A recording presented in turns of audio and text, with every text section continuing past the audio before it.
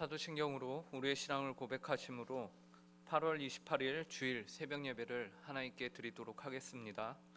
전능하사 천지를 만드신 하나님 아버지를 내가 믿사오며 그 외아들 우리 주 예수 그리스도를 믿사오니 이는 성령으로 잉태하사 동정녀 마리아에게 나시고 본디오 빌라도에게 고난을 받으사 십자가에 못 박혀 죽으시고 장사한 지 사흘 만에 죽은 자 가운데서 다시 살아나시며 하늘에 오르사 전능하신 하나님 우편에 앉아 계시다가 저리로서 산 자와 죽은 자를 심판하러 오시리라. 성령을 믿사오며 거룩한 공회와 성도가 서로 교통하는 것과 죄를 사하여 주시는 것과 몸이 다시 사는 것과 영원히 사는 것을 믿사옵나이다. 아멘. 이 시간 찬송가 218장 내 명과 정성을 다하여서 함께 찬송하도록 하겠습니다. 218장 내 마음과 정성을 다하여서 함께 찬송하도록 하겠습니다. 이전 찬송가는 369장입니다.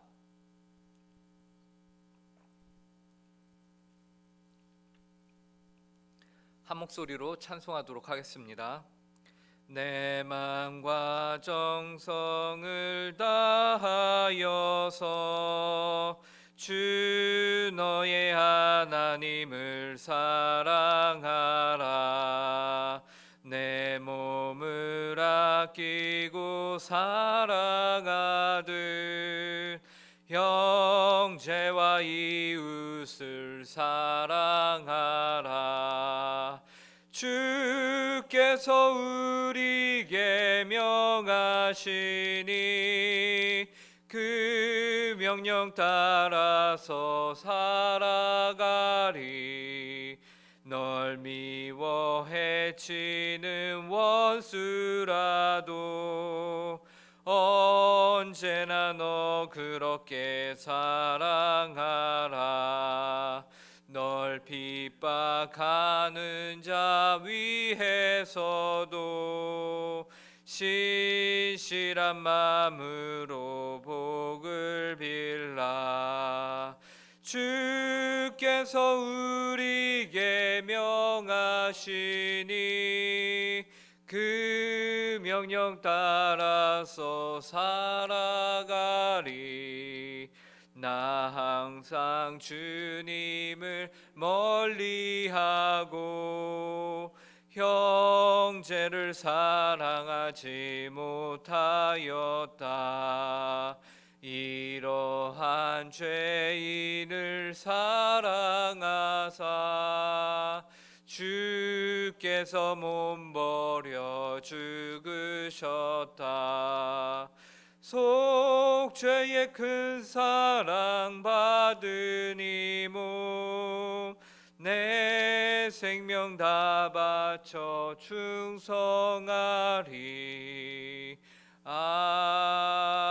아멘. 함께 기도하겠습니다.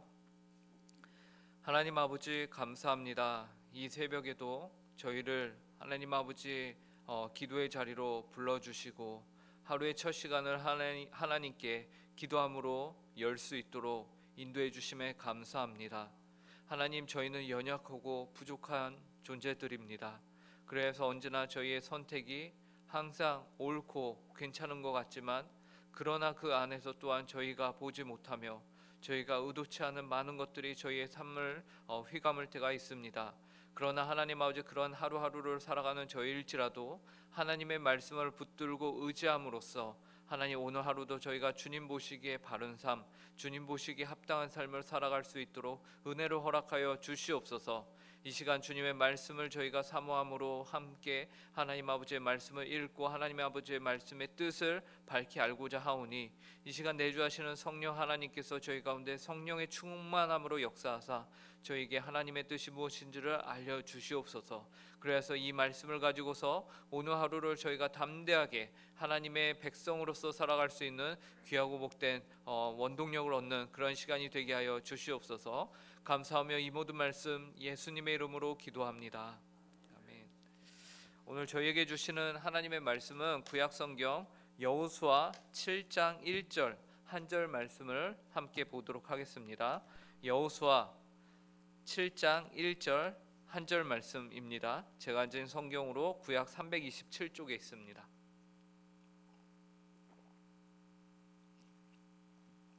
하나님의 말씀을 저희가 함께 읽도록 하겠습니다. 함께 읽겠습니다. 시작. 이스라엘 자손들이 온전히 바친 물건으로 말미암아 범죄하였으니 이는 유다 지파 세라의 증손 삽디의 손자 갈미의 아들 아간이 온전히 바친 물건을 가졌음이라. 여호와께서 이스라엘 자손들에게 진노하시니라. 아멘. 이스라엘 백성들은 여리고 성의 전쟁을 아주 성공적으로 마친 것처럼 보였습니다. 그들은 하나님의 말씀에 온전히 순종하였고 그 순종함을 통해서 정말 말도 안 되게 큰 승리를 갖게 된 것이죠. 어떻게 보면 가나안 땅을 점령하는 첫 단추를 잘 끼웠다, 잘 맞추었다라고 보입니다. 이제 앞으로의 가나안 땅 정복도 문제가 없어 보입니다. 심지어 여호수아 6장 마지막 절인 27절에서는요. 여리고 성의 전투를 다음과 같이 마무리하고 있는데요. 여호와께서 여호수아와 함께 하시니 여호수아의 소문이 그 온 땅에 퍼지니라. 운동선수로 치면은 데뷔전 한 번을 치르고서 일약 전 세계 스타가 되어버린 격이 되는 것입니다. 이 정도면 여호수아의 이름이 여호와와 함께하는 사람으로 온 가나안 땅에 두루 퍼진 것이죠.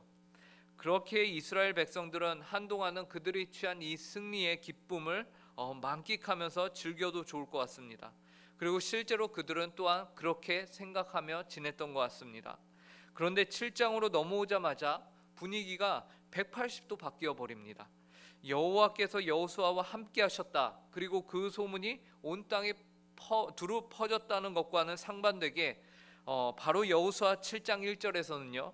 여호와께서 이스라엘 자손들에게 진노하시니라 라고 말하고 있기 때문인 것이죠. 여호수아와 함께 하시던 그 하나님은 어디 가신 겁니까? 여호와께서는 갑자기 왜 180도 태도를 돌변하셔서는 이스라엘 자손들에게 진노하시게 된 것일까요? 조금 전까지도 여호수아와 함께 하시니라던 그 하나님은 왜 이스라엘 자손들에게 진노하시죠?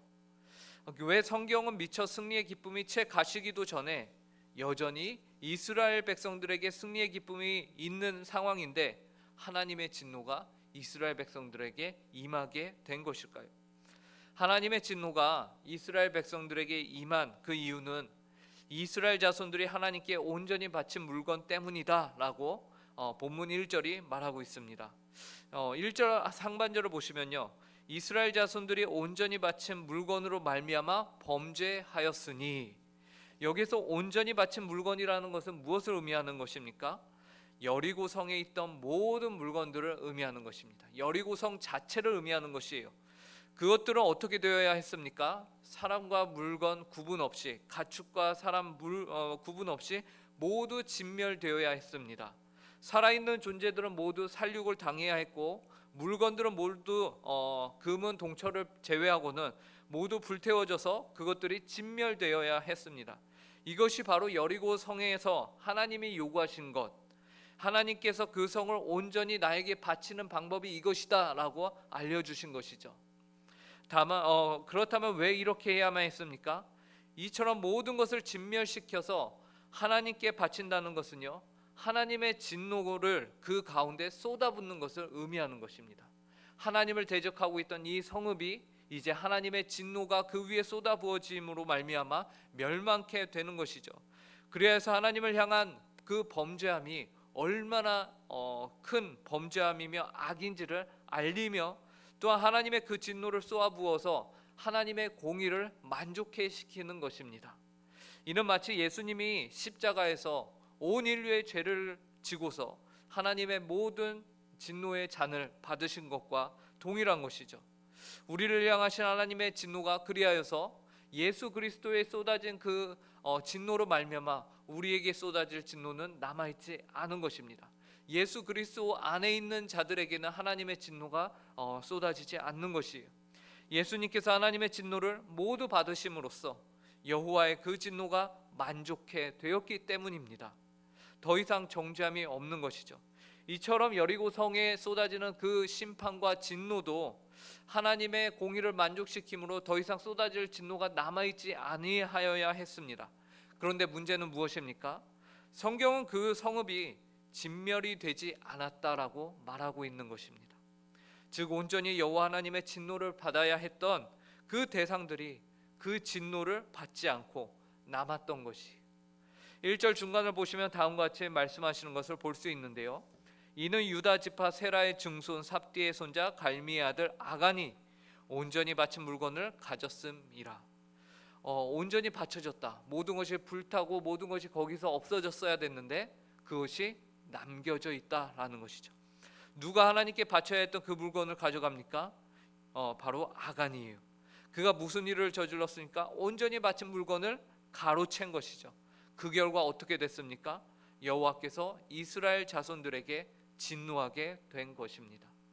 그런데 여기서 우리가 쉽게 납득이 되지 않는 것이 있죠. 그것은 무엇이냐면 1절 상반절에서 이스라엘 자손이 온전히 바친 물건으로 말미암아 범죄하였으니 라고 말하고서는요 1절 하반절에서는요 아간이 온전히 바친 물건을 가졌음이라 라고 말하고 있는 것이에요. 쉽게 말해서요 죄를 지은 사람은 아간 한 사람인데 성경은 그 한 사람의 죄를 가지고서 이스라엘 자손들이 범죄하였다라고 말씀하는 것이. 그러면 우리는 이런 생각이 들죠. 그 외에 아간 외에 모든 사람들은 왜 여호와의 진노를 경험해야 하는 것인가? 왜 아무 잘못도 없고 심지어 죄가 지어진 줄도 몰랐던 이들이 왜 하나님의 진노에 참여되어야 하는가라는 것이죠.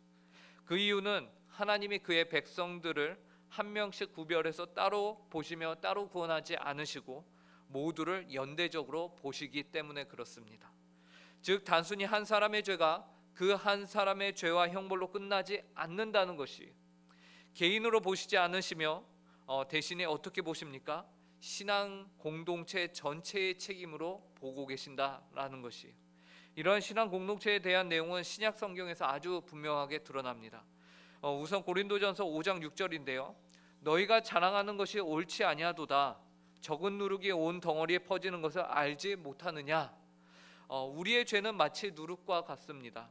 정말 작은 누룩이 빵에 들어가서는 그 빵 전체를 부풀리게 하는 것과 같이 정말 작은 죄라도 우리 안에 들어오면 공동체 전체를 오염시킬 수 있는 파괴력을 가지고 있는 것이죠.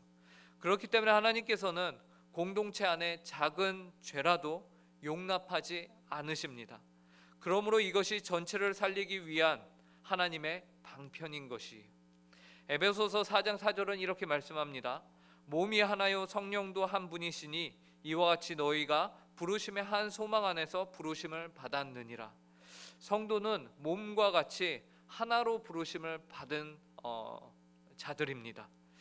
그렇기 때문에 그 몸의 한 부분 일체가 아프면 전체로 연결되어서 전체가 아픈 것이죠. 16절에서도 이렇게 말씀합니다. 그에게서 온 몸이 각 마디를 통하여 도움을 받음으로 연결되고 결합되어 각 지체의 분량대로 역사하여 그 몸을 자라게 하며 사랑 안에서 스스로 세우느니라. 이러한 기준으로 아간 한 사람의 죄 때문에 이스라엘 모든 자손들에게 하나님께서는 진노하셨던 것입니다. 그러므로 우리는 개인 한 사람의 일거일동이 그가 소속된 신앙 공동체에서 큰 영향을 준다는 사실을 가슴에 새기며 살아야 할 것입니다.